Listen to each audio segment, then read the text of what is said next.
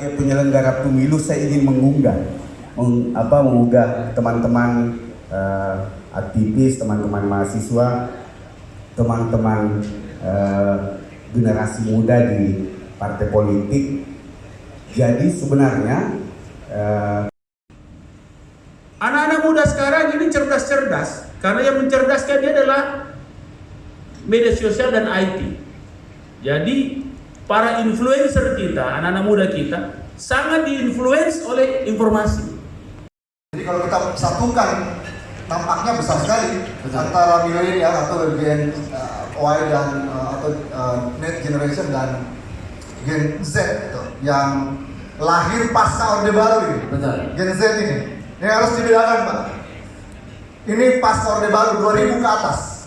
Barusan Pak, Ya. dalam rangka perkumpulan kota-kota seluruh Indonesia, Ya. kami dengan Kang Bima Arya membuat namanya YCC, Youth City Changer.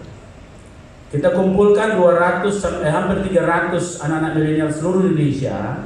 Kemudian saya gabungkan dengan 3.500 anak milenial. Mereka begini, ini kan anak-anak sekarang ini cara komunikasi kita itu mesti memang dalam konteks kebawasluan, kami sangat membutuhkan partisipatif dari kaum milenial ini.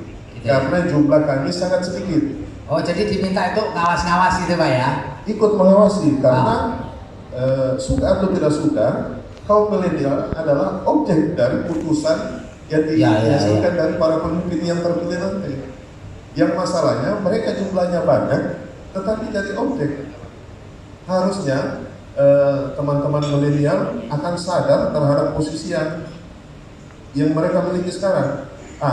Ini sekaitan terhadap program-program yang membuka lapangan kerja melalui UMKM.